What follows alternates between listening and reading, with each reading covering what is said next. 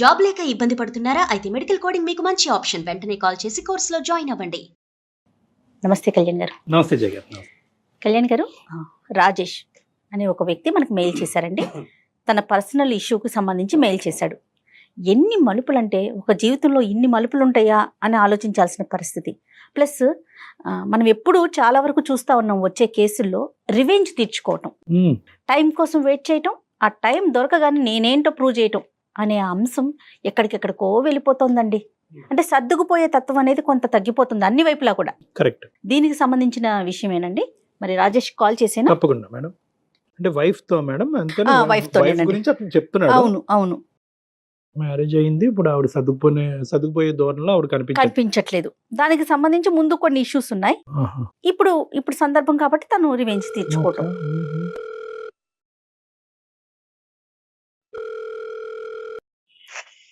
Hello hello, Rajesh గారండి?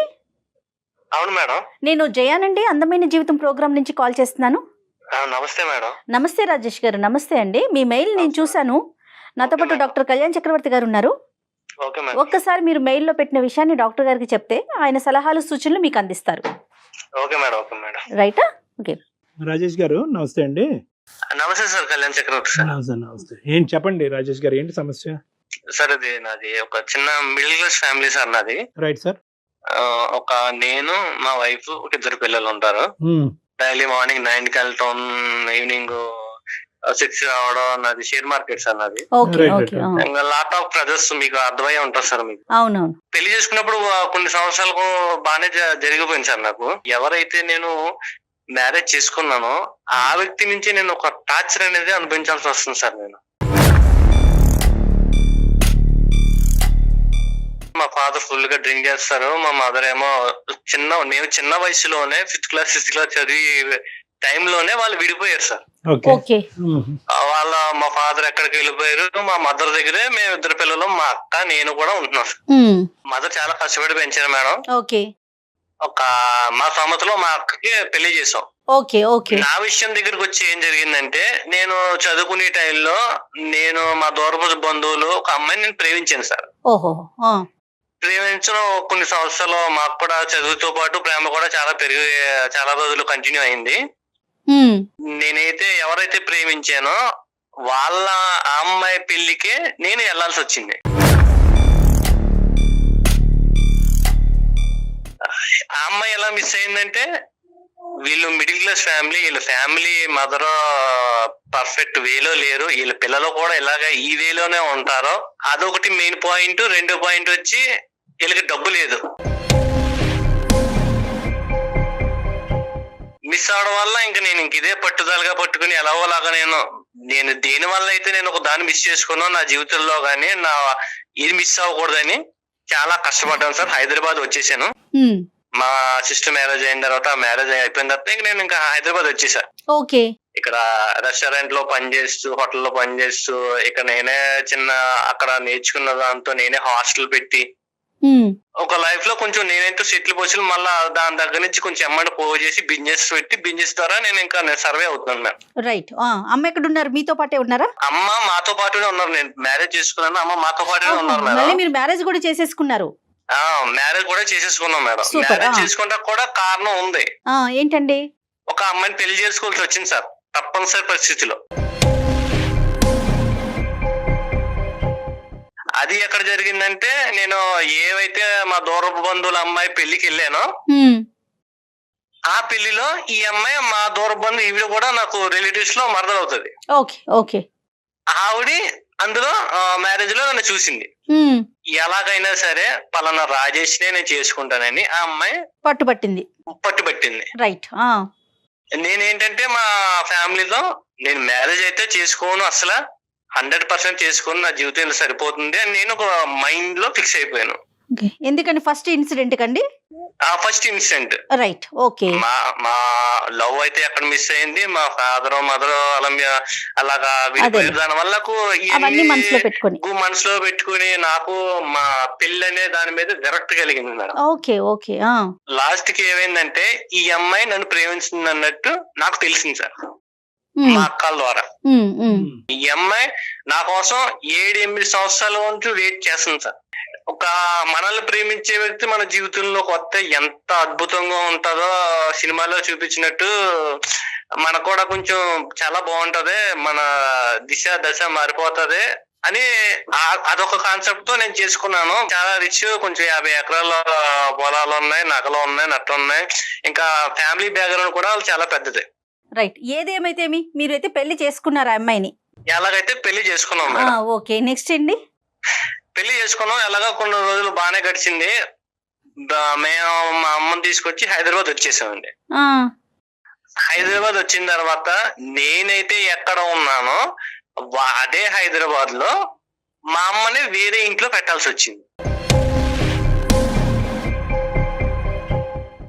ఎందుకంటే మా అమ్మగారినే సరిగ్గా పట్టించుకోకపోవడం, టైంకి మెడిసిన్ ఇవ్వలేకపోవడం, సరిగ్గా చూసుకోకపోవడం, ఇంకా తిట్టిందే తిట్టడం ఏదన్నా. ఇంకా ఆవిడకి కూడా నాకు కూడా ఇంటికి వచ్చినప్పుడు మా అమ్మగారు ఆఫీస్ నుంచి వచ్చిన తర్వాత చెప్పి లోపలికి నా మనసు కూడా చాలా గాయమైంది సార్. అత్త కోడళ్ళకి పడల. ఆవిడ కోరుకున్నారండి మీ భార్య వచ్చి మీ అమ్మ ఇక్కడ ఉండటానికి వీల్లేదు అనే మాట వచ్చిందా, లేదంటే మీరే ముందు జాగ్రత్తగా అమ్మకి ఎందుకు సఫరింగ్ అని చెప్పి దూరం పెట్టారు? ఎలాగా మదర్ అక్కడ ఊళ్ళో ఉంటుంది కదా, నేనే వయసులో కొంచెం బాగా కొంచెం ఏజ్ పడింది, చిన్నప్పటి నుంచి కష్టపడి వచ్చింది కదా, కొంచెం రెస్ట్ కొంచెం సుఖపడుతుంది కదా నేను ఇక్కడ తీసుకొచ్చాను సార్. మీరు ఆ నిర్ణయం తీసుకోగానే మీ వైఫ్ ఓకే అని చెప్పారా? ఎందుకండి ఆ పని చేస్తున్నారని అన్నారా?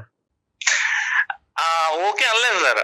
పర్లే కొంచెం కొన్ని రోజులు ఉండొస్తారు, వెళ్ళే ఆడవాళ్ళు వాళ్ళ లేడీస్ వెళ్ళే సర్దుకుంటారు అని నేను ఇలా అనుకున్నాను సార్. Right, okay. మార్నింగ్ లేచి కొంచెం వీళ్ళకి టిఫిన్ పెట్టడం, కాఫీ పెట్టడం గానీ, మెడిసిన్ ఇవ్వడం గానీ, ఒక మినిమం బేసిక్స్ కూడా చూసుకోలేకపోతుందండి. అర్థమైంది.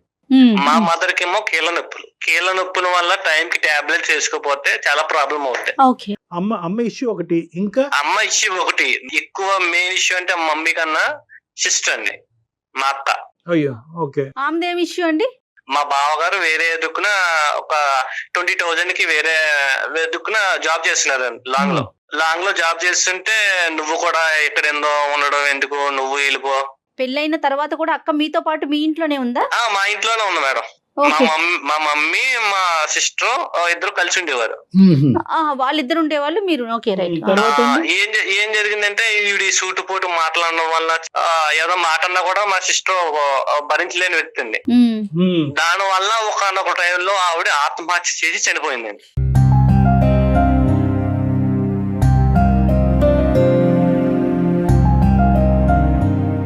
పిల్లలు ఉన్నారా రాజేష్ గారు? పిల్లలు ఒక అమ్మాయి ఉన్నదండి మేనకోళ్ళలో. సిస్టర్ చనిపోయిందన్న బాధ ఒకటి. ఆ సిస్టర్ చనిపోవడం వల్లే మా మదర్ కూడా కొంచెం హెల్త్ డిసప్పాయింట్ అయిపోయింది. ఈవిడి నేను పెళ్లి చేసుకున్న వ్యక్తి మాటల్లో ఎంత టార్చర్ పెట్టుంటే ఎంత ఆత్మహత్య చేసుకునే పొజిషన్ వెళ్ళిపోద్దని నేను అస్సలు ఎంత థింక్ చేసినా నాకు అవ్వట్లేదు సార్, డైజెషన్ కూడా అవ్వట్లేదు.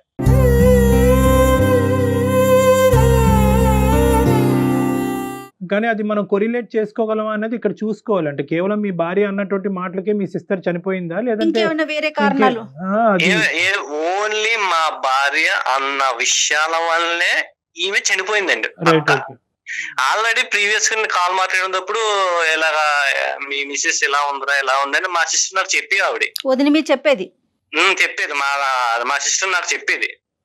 అలా కదా, అంత జరిగినా కూడా సొంత అక్కనే మీరు పోగొట్టుకున్న తర్వాత కూడా మీరు మీ భార్యతో బానే ఉండేవారా? అంటే మీకు ఎక్కడా కూడా మీ ఇద్దరి మధ్యన డిఫరెన్సెస్ బాగా పెరిగిపోయి ఉండాలి. మా అమ్మ హెల్త్ బాగోవడం వల్ల ఈవిడి నీ వల్లే చనిపోయిందని నేను అనడం వల్ల ఈవిడికి నాకు నేను నీకు బోలంతా డబ్బు ఇచ్చి కొనుక్కున్నాను, నీకు ఎంత కట్నం ఇచ్చాను, నీ వల్ల నువ్వు నాకు దక్కు, ఇవన్నీ లాట్ ఆఫ్ ఇష్యూ వల్ల మా డైలో గొడవలు అయిపోవడం, పిల్లల ముందేమో పిల్లలు ఏడ్ చేయడం.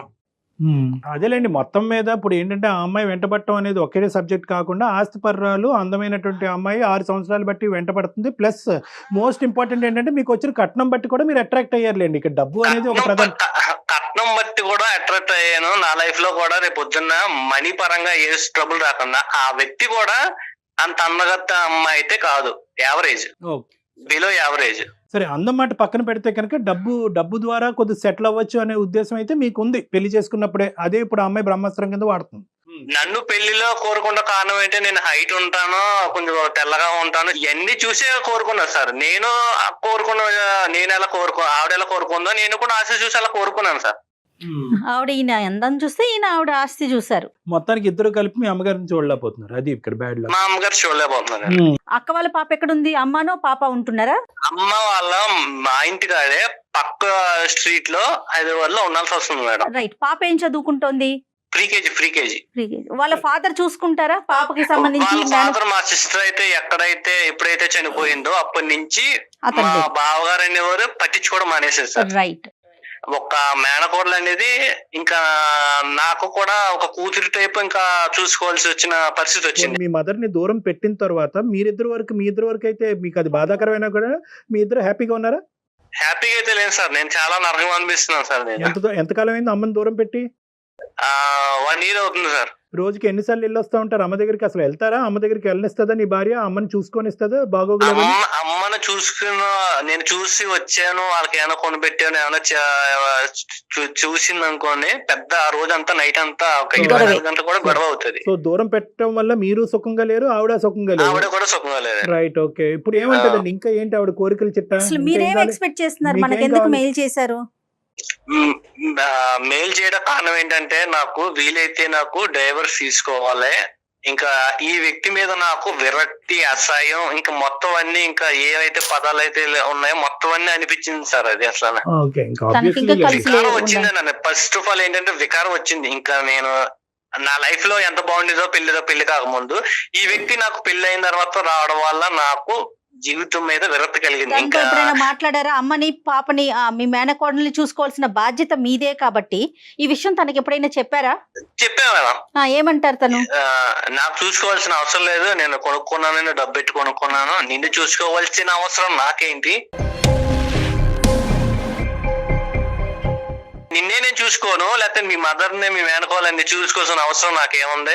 బేసికలీ ఏంటంటే ఎప్పుడైతే మీ సిస్టర్ చనిపోయిందో అప్పటి నుంచి ఆవిడ చనిపోవటానికి ఈ అమ్మాయి కారణం అన్నట్టుగా మొత్తం అందరూ విరుచుకుపట్టడం వల్ల ఆ అమ్మాయి కూడా మానసికంగా ఇబ్బంది పడిందేమో. అసలు ఆ అమ్మాయి యాంగిల్ ఏంటో ఒకసారి విందాం. ఉందా ఆవిడ? నేను కాన్ఫరెన్స్ కలుగుతాను సార్. నేను ఆవిడ పేరు మమత గారు. ఓకే. ఒకసారి కలపండి, మాట్లాడదాం. Okay sir. ఇతను ఏమంటున్నాడు మేడం? నేను అక్కడ మనసు ఇరిగిపోయింది, ఆ ప్రేమ కరెక్ట్ కాదనే ఉద్దేశంతో పెళ్లి చేసుకోవాలనే ఉద్దేశం లేనుకున్న వ్యక్తి ఈవెన్చువల్ గా పెళ్లి చేసుకున్నాడంటే దానికి కేవలం ఆ అమ్మాయి వెంట పట్టమే కాదు, ఇతను అడ్వాంటేజ్ కూడా చూసుకున్నాడు. ఆ అడ్వాంటేజ్ ఒకటే కనిపించింది కానీ అసలు ఈ అమ్మాయి ఎవరు, ఎలాంటిది, ఎలా పెరిగింది అనేది ఆ విశ్లేషణ జరగలేదు. హలో ఏంటండి? ఎక్కడున్నా? ఇంట్లోనే ఉంటాను. ఎక్కడుంటాను? ఏం చేస్తాను? ఇంట్లో ఏదో ఒక పని ఉంటది కదా, పని చేసుకుంటూ ఉంటాను. మా అమ్మకి ఒంట్లో బాగోలేదు, మెడిసిన్ పట్టుకెళ్ళి ఇచ్చావా? నేను ఎందుకు ఇవ్వాలి? మీరు ఇవ్వచ్చు కదా. మా అమ్మ వండుకునే పరిస్థితి లేకే కదా నిన్ను పట్టుకెళ్ళమంట. నాకేంటండి, నాకేం పని లేదనుకున్నారా? ఇంట్లో ఎక్కడ పని అక్కడే ఉంది, నేను పని చేసుకుంటూ ఉన్నాను. నాకు పని పాట ఏం లేదా? నేను ఇవ్వకుండా ఇచ్చుకుంటూ పోవాలా? నీకు ఇంట్లో 2 పిల్లలు, నేను నువ్వు ఉన్నావు, ఇంక నీకంత పని ఏముంది? అయినా కాకపోయినా ఎంత పని ఏంటండి? ఆవిడ అన్నం వండుకుంటుంది, నువ్వు కూర పట్టుకెళ్ళి ఇవ్వలేవా? కనీసం మెడికల్ షాప్ కి వెళ్ళి. నేను ఇవ్వనండి, నాకంత ఓపిక అసలు లేదు, నేను ఇవ్వను, మీరు ఇవ్వండి. ఇవన్నీ బాధలు నేను భరించలేకే అందమైన జీవితం అనే ప్రోగ్రామ్ కి నేను కాల్ చేశాను, మెయిల్ చేశాను. ఎవరికి? మమత, సారీ, నా పేరు డాక్టర్ కళ్యాణ్ చక్రవర్తి అమ్మ. ఇప్పుడు బేసికలీ ఏంటంటే రాజేష్ గారు మాకు ఫోన్ చేశారు. అంటే అతను పెళ్ళైనప్పటి నుంచి అతను పడేటటువంటి ఇబ్బందులు అవన్నీ చెప్పాడు. సరే, మేమేమి వన్ సైడ్ అనేటటువంటిది మేమేం మాట్లాడలేదు. కాదయ్యా, ఆవిడ ఏ విధంగా ఇబ్బంది పడుతుందో ఈ మ్యారేజ్లో అనేది కూడా మనం తెలుసుకుందాం, ఒకసారి ఫోన్ కలుపు అంటే కనుక మీకు కలపడం జరిగింది. సో మిమ్మల్ని ఏం చేయమనట్లేదమ్మా, ఒక 2 నిమిషాలు నా మాట వినండి అని అంటున్నాను. ఇప్పుడు మీ అత్త తర్వాత నువ్వు మాట్లాడేది కానీ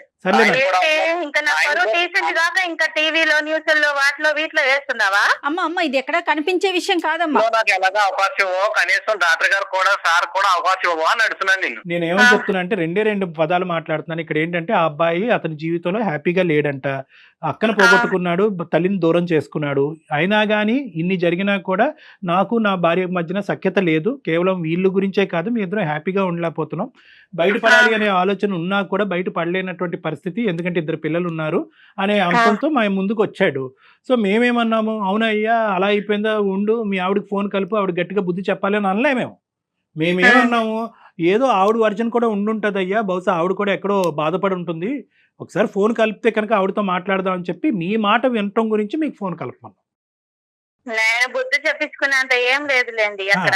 అదే సరే, నువ్వు నా దగ్గర మాట్లాడినట్టు నువ్వు సార్ దగ్గర మాట్లాడు, మాకు అర్థమవుతుందా? ఏంది నీ గోడ పర్లేదు, పర్లేదు. అసలుకి ఏంది నీ బాధ ఏంది నాకు అర్థం కావట్లేదు. అమ్మమ్మ రాజేష్, ఆవిడ అలా మాట్లాడటం వల్ల నేనేం ఇబ్బంది పడట్లేదు, ఎందుకంటే నేను ఆవిడకి సంస్కారం ఇస్తున్నాను, ఆవిడ ఇవ్వలేకపోతున్నందుకు నో ప్రాబ్లం. నీతో నేను సంస్కారం నేర్పించుకునేంత ఏమీ లేదు అక్కడ. ఏమి నువ్వు నన్ను 6 సంవత్సరాలు టార్చర్ పెట్టావు నువ్వు నన్ను. అలాంటి నీకు ఇప్పుడు నేను సంస్కారం ఇయ్యాలా? కొట్టే వచ్చిన భర్తవి నువ్వు ఊరికే ఏం రాలే, నీ అవసరం కొద్ది నన్ను పెళ్లి చేసుకున్నావు. నేను నీ మాట వినేదేంది? నేను అసలు నీ మాట వినను. నేను చెప్పింది నువ్వు చెయ్యాలి అంతే. చెప్పింది చేయడానికి నేనే నీ చేతిలో ఉన్న రిమోట్ కాదు, నేను ఒక నీ అవసరం బట్టి 10 లక్షలు తీసుకొని పెళ్లి చేసుకున్నావు. ఆ రోజు గుర్తుకు రాలేదా ఇవన్నీ? ఈ 10 లక్షలు నువ్వు ఎప్పుడు ఇచ్చావు? నేను ఈ 10 లక్షలకే 10కి 10 కలిపి నేను సంపాదించాను నా కష్టంతోను. ఒకప్పుడు రాజేష్ కాదు నేను, ఇప్పుడు మారాను, అర్థమవుతుందా? ఎప్పుడు నీ సొమ్ములతో నీ సొమ్ములతో తిరుగుతున్నాను అనుకున్నావా? నేను కష్టపడ్డాను, అర్థమవుతుందా? అందరికి తెలుసు, మన బంధువులకి అందరికి తెలుసు. నువ్వు కొత్తగా చెప్పుకొని తిరగాల్సిన అవసరం ఏం లేదు. నువ్వు మహానటుడివి, మనుషుల ముందర ఒకలాగుంటావు, మనుషుల తర్వాత ఒకలాగుంటావు. నేను మహానటుడు అంటే నువ్వు మహానటి.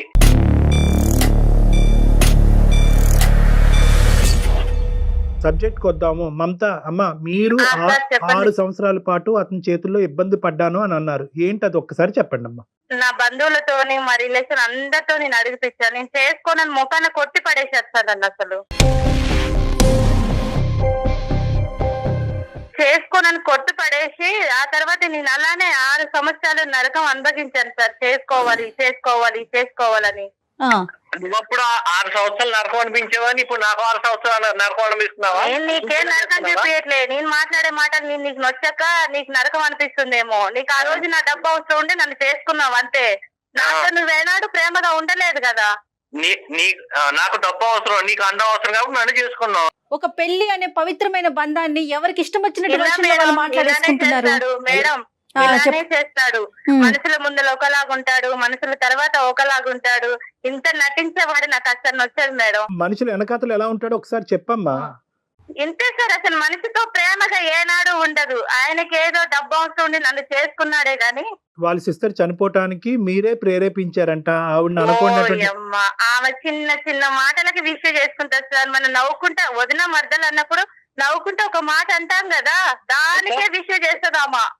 నవ్వుకున్న విషయాలకే చనిపోయిన వ్యక్తి ఎప్పుడైనా ఈ న్యూస్ పేపర్ లో కానీ ఎక్కడ వార్తల్లో ఎక్కడైనా వచ్చినట్టు మరి చిన్న చిన్న మాటలకి ఇగో ఎవరిని చూపిస్తుంటే మరి నేనేం చేసేది? మొదల చిన్నటికి ఫెయిల్ కావడం, చిన్నటికి చీర ఒక బల్ల వేసుకోవడం, మరి అలా చచ్చే వాళ్ళని ఎన్నిసార్లు ఆపుతాం సార్ మనం? సరే, కానీ వాళ్ళ తల్లి ఈ రోజు బయట ఉండవలసినటువంటి పరిస్థితి ఏంటమ్మా? అంత కష్టపడి పెంచినటువంటి తల్లి అవసరమే లేదు సార్, అవసరమే లేదు. ఏంటి అంత ఆవిడ చేయకూడనటువంటి తప్పేంటమ్మా మీ అత్తగారు?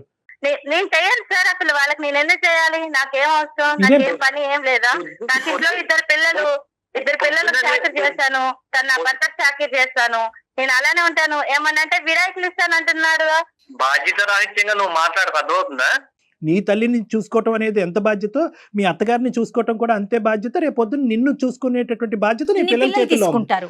సో ఇవన్నీ వదిలేసి నేనెందుకు చూసుకోవాలి, నేను చూసుకోనండి అంటే కనుక ఓన్లీ ఎర్రగా బుర్రగా ఉన్నటువంటి మొగుడిని ఒక్కడినే ఉంచుకుని అతను చూసుకోవటం ఒక్కదాని గురించేనా పెళ్లి అనేటటువంటిది? నేను ఆయన ఒక్కనే చూసుకుంటా సార్, వాళ్ళమ్మతో నాకు అవసరం లేదు. ఎక్కడి నుంచి వచ్చారమ్మా? అదేమన్నా బ్రహ్మ పదార్థమా పైనుంచి ఊడిపడను?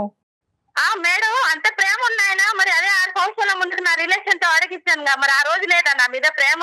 అదేంటమ్మా, ఒక వ్యక్తి అది ఒక మనసు, తనకి నచ్చితే పెళ్లి చేసుకుంటాడు, లేకుంటే లేదు. ఆయనకు నొచ్చి నన్ను ఏనాడు చేసుకోలేదు మేడం, అతనికి నొచ్చి నన్ను పెళ్లే చేసుకోలేదు. ఏ అక్క అయితే మన పెళ్లికి కలిపిందో ఆ అక్కనే దూరం చేసాం. మా అక్కనే ఆమెకి చావే ప్రస్కారం అనుకొని చనిపోయింది, దానికి నేనేం చేయాలి? ఏం చెయ్యాలి ఏం చేయకూడదు అన్నది తీసి పక్కన పెట్టామ్మా. మీ కళ్ళు ఎదురుగుంటూ ఉన్న ఒక ఆడపిల్ల చనిపోయింది. అది దాని గురించి మీకు కొద్దిపాటి జాలి దయ సానుభూతి కూడా లేకుండా ఏదో పోయిందిలేండి ఎంతకాలం కాపాడుతాం అని చెప్తే కనుక ఈరోజు వాళ్ళ సిస్టర్ చనిపోయిన రోజే నిన్ను దూరం చేసుకోవచ్చు నీ భర్త. వాళ్ళ సిస్టర్ యొక్క చావు కారణం అనుకునేటటువంటి వ్యక్తి ఈరోజు భార్యను పక్కన పెట్టుకుని ఈరోజు తల్లి కూడా దూరం అయిన తర్వాత కూడా మళ్ళీ భార్య దగ్గరే ఉండేటటువంటి వ్యక్తిని నేను చూడలే.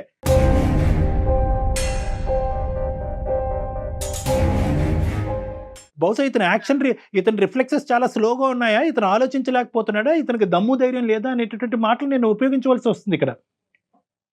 ఇప్పుడు దమ్ము ధైర్యం లేక సార్ నేను ఒక కాంపిటేటివ్ వరల్డ్ లో ఉంటున్నాను. ప్రతి దానికి కూడా నాకు ప్రతిరోజు నాకు చేసే జాబ్ నాకు సవాల్గానే ఉంటుంది సార్. ఆ సవాళ్ళు ఎదుర్కోవాలా లేకపోతే కుటుంబ మా అమ్మ సంబంధించింది మా వైఫ్ సంబంధించి పిల్లలకు సంబంధించిన పరిష్కారాలు నేను ఎదుర్కోవాలి సార్. నీకు మీ అత్తగారి మధ్యన ఉన్న డిఫరెన్స్ చెప్పలేదు, కేవలం ఒకే మాట అంటున్నావు. నేను ఎందుకు చూడాలి, నా పిల్లల్ని చూస్తాను, నా భర్తను చూస్తాను, ఆవిడని చూసుకుని ఈ విధంగా నీ హక్కుల గురించి మాట్లాడితే అతను కూడా అతని హక్కుల గురించి మాట్లాడే పరిస్థితి వస్తుంది. పిల్లలు అన్యాయం అయిపోతారు. ఒకటి రాజేష్, ఇక్కడ చాలా ఇంపార్టెంట్ పాయింట్, పునాది ఎక్కడ పడింది అంటే కనుక ఖచ్చితంగా 10 లక్షలతో నువ్వు వ్యాపారం పెట్టుకున్నావా లేదా, ఈ రోజు నువ్వు సెటిల్ అవడానికి 10 లక్షలు కారణమా కాదా? పెట్టుకున్నాను సార్ నేను. ఒకటి కట్నం ఎందుకు తీసుకున్నారనేటటువంటి అంశం. కట్నం తీసుకుంటే కనుక అవకాశం దొరికినప్పుడు ఎలా మమత లాంటి వాళ్ళు మీతో పేకాట ఆడుకోవచ్చు అనేది ఇక్కడ చూసాం. ఓకే, ఇది నెంబర్ 1.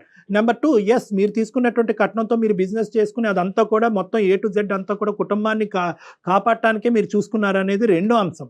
మూడో అంశం ఏంటంటే కనుక ఇప్పుడు ఇక్కడ జరిగినటువంటి అంశంలో ప్రధానంగా మీ దగ్గర నుంచి వచ్చినటువంటి ప్రాబ్లం ఏంటి అని మమతాని అడిగితే కనుక ఏమీ చెప్పట్లేదు అమ్మాయి, కేవలం నాకు కావాల్సిన ప్రేమ రాలేదు అన్నట్టు. ఇది ఆయనకి పర్సనల్ గా డబ్బు అవసరం ఉండి నన్ను పెళ్లి చేసుకున్నాడే గాని ఆయన ప్రేమతో ఏనాడు నన్ను పెళ్లి చేసుకుంటాను ముందడిగేలే కదా సార్. అమ్మా, బిజినెస్ అనే కాన్సెప్ట్ తోనే పెళ్లి చేసుకున్నారు. అతని అందం గురించి నువ్వు 6 సంవత్సరాలు వెయిట్ చేసి నువ్వు నీ డబ్బు గురించి అతను చేసుకున్నాడు. ప్రేమ ఆప్యాయతలు అనేటటువంటిది పెళ్లి అయినప్పుడు లేవు, ఇప్పుడు కూడా ఉన్నాయా లేదా అనేది చాలా పెద్ద క్వశ్చన్ మార్క్. ఎక్కడా కూడా ప్రేమ ఆప్యాయతలు అనేటటువంటి ఫౌండేషన్ మీద మీ వ్యవహారం నడవలేదు అనేది నేను బల్లగుద్ది చెప్పగలను. నా కుటుంబ జీవితంలో మా అమ్మ మా నాన్న ఎలా విడిపోయారో దాని వల్ల ఎన్ని ఫలితాలు అనేది మనకి డిసడ్వాంటేజ్ వచ్చాయో రేపొద్దున నా ఇద్దరు పిల్లల జీవితాలు కూడా కొంచెం ఒక మంచి దారిలోకి వెళ్ళాలనే నేను మిమ్మల్ని సంప్రదించాల్సి వచ్చింది. మీ ఆలోచన కరెక్టే, కానీ ఇక్కడ మీరు ఏదైతే వాతావరణాన్ని ప్రపంచాన్ని మీ తల్లిదండ్రులకి మీ పిల్లలకి చూపెడుతున్నారనేది ఇంకా ఇంపార్టెంట్ ఇష్యూ. ముసలి వయసు వచ్చి పెద్ద వయసు వస్తే తల్లిని ఇలా బయట మెడపట్టుకుని గెంటేసి పక్కింట్లో పెట్టి ఆవిడకి జబ్బు పడినా కూడా ట్యాబ్లెట్లు ఇవ్వకూడదు అనమాట. ఒకప్పుడు అలా ఇస్తానన్నా కూడా నా భార్య కానీ నా భర్త కానీ అలా ఇస్తానని డిసైడ్ చేసుకుంటే మనం వాళ్ళని పట్టుకుని వెనక్కి లాగేయాలన్నమాట అనేటటువంటి ఈ మానవతా విలువలు కూడా మీరు తెలిసి తెలియకుండా ఆ పిల్లలకు చూపెడుతున్నారు. ఇది కూడా గుర్తుపెట్టుకోండి. సో ఎప్పుడు కూడా ఏంటంటే ఒక మ్యారేజ్ అనేటటువంటిది as long as it is advantages for every member of the family.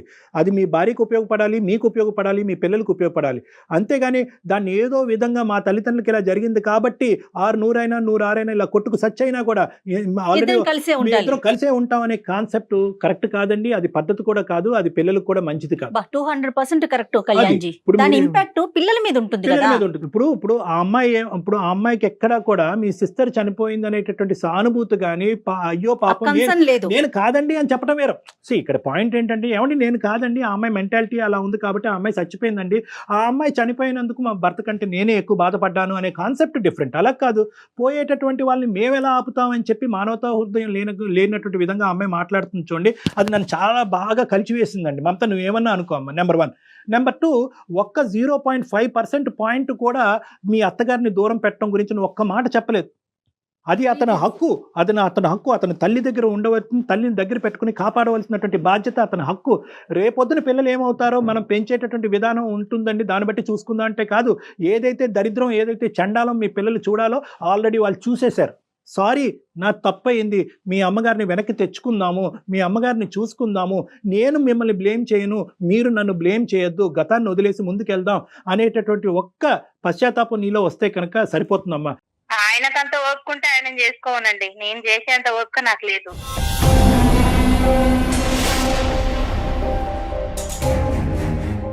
ఏంటమ్మా మమత, అసలు నువ్వు మాట్లాడేటటువంటి తీరేంటమ్మా? ఎప్పటికీ కూడా నువ్వు ఇదే వయసులో ఉండిపోతావు అనుకుంటావమ్మా? చావు వచ్చి తట్టదా? చావు వచ్చి మనకు వయసు రాదా, మనకు వృద్ధాప్యం రాదా? ఎప్పటికీ కూడా ఒక సపోర్ట్ లేకుండా 2 కాళ్ళ మీద పరిగెట్టేస్తామని అనుకుంటున్నావా? చాలా నీ ఓవర్ కాన్ఫిడెన్స్, చాలా ఎక్కువైంది నీ ఓవర్ కాన్ఫిడెన్స్. ఇదే పరిస్థితి కంటిన్యూ అవుతే కనుక ఈ పెళ్లి పెటాకులు అవడానికి 110% గ్యారంటీ. నేను చెప్తున్నాను, మీరిద్దరు విడిపోవటం గ్యారంటీ.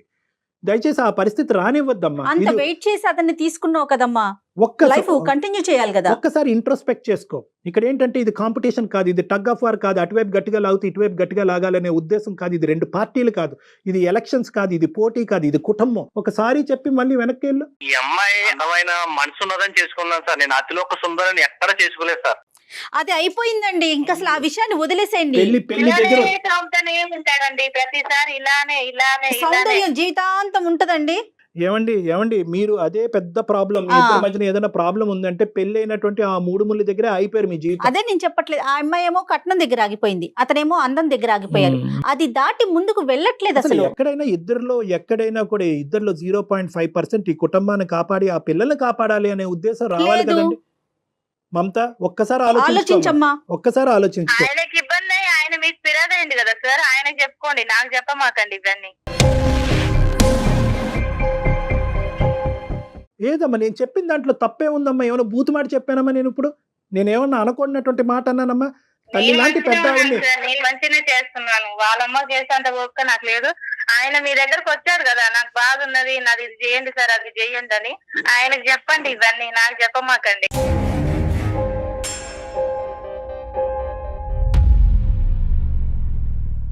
ఆయనకి చెప్పాలంటే నువ్వు వినాలి కదమ్మా. ఇదంతా కనెక్టెడ్ సిరీస్ కదా.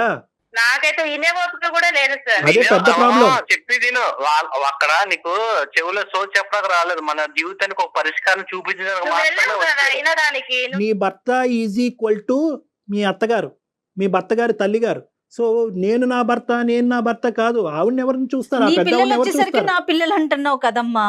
నీ పిల్లలు వచ్చేసరికి చిన్న పిల్లల్ని పెట్టుకొని నువ్వు నా పిల్లలు అంటున్నావే. అంతెత్తు ఎదిగిన మనిషి, అంత పెద్ద వ్యక్తిగత అబ్బాయి మీ హస్బెండ్, ఆమెకి తల్లికి ఉండదా? ఆయన కోపుకుంటే ఆయన చేసుకోండి మేడం. మళ్ళీ ఓపిక ఏంటమ్మా? మళ్ళీ ఓపిక దగ్గరికి ఎందుకు వస్తావు?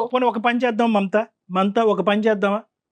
చెప్పండి. బహుశా మేము చేసినందుకు, చెప్పకుండా చేసినందుకు ఇంకో కారణం వల్ల నా మీద కూడా నా మీద కూడా నీకు కోపం ఉండుంటది. ఆ కోపంలో మాట్లాడే మాటల్లాగా అనిపిస్తుంది. ఇద్దరు ఒకసారి నా దగ్గరికి వస్తారా? ఇది మంచి మార్గం. ఎందుకంటే ఇది అస్సలు విడిపోయేటటువంటి కారణాలు కాదు ఇవి. సో ఎంత కాదనుకున్నా కూడా రాజేష్లో ఒక ఓపిక, ఓర్పు ఉంది. నీలో కొద్దిగా ఓపిక, ఓర్పు, సహనం తెచ్చుకుని నన్ను ఒకసారి కలవండి, ఇద్దరుని మనం మాట్లాడుకుందాం ఒకసారి.